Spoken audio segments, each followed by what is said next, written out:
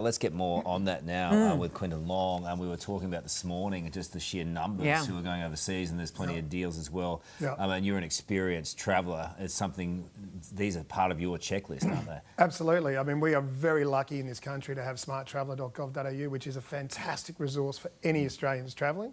Always check its advice. It is really, I mean, it does err on the side of caution, but if you follow what they say, you will not have any troubles. And it's actually quite important to link that to your insurance.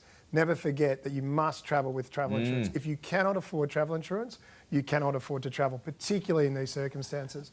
Final word on that, Carl. Remember that if it says do not travel, your travel insurance is void.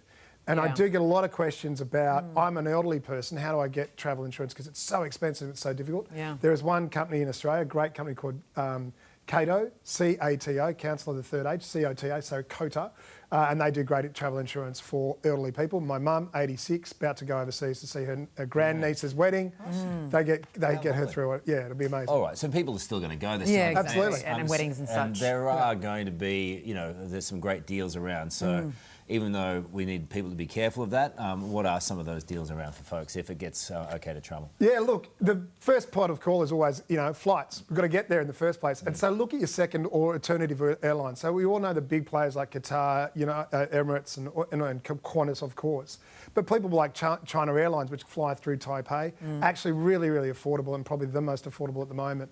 Malaysia and Garuda, again, alternative airlines. Quality airlines, don't underestimate them, because a lot of people have an old reputation for Garuda particularly, upgraded their fleet, and now they're actually flying quite reasonably around the world. So it is actually sub $1,500 to get returned to Europe these days. When you look at the EU compared to the Aussie dollar, that's very, you know, that's hard. It is hard, and you can't hedge. So one of the ways to really make it more affordable is to do things like tours, where the companies have organised everything for you. You get great immersive experiences. They've booked all the hotels. And so touring companies, for example, Travel Right have got a really good deal now, which is Italy off the beaten track, you know, for 13 nights for $5,995, where they've organised everything great. Limelight, fantastic, sort of culturally driven one. Whack us with some cruises. Cruises. Well, there's river cruising, amazing way to see the world. Get in a boutique hotel, wake up in a different city every day. Lovely. Again, really good, you know, plethora of choices there. The Danube is fantastic. Castle ping pong on the Rhine is always fun. You know, it's a different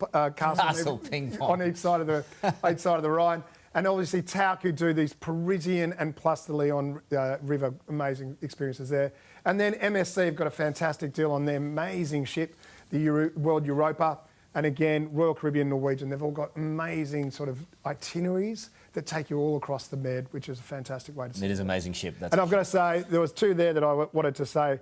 I reckon, Carl, Explorer Journeys is for you. Yeah. You'd love that. And I'm going to say, Says, Silver Sea is your one. You enjoy that.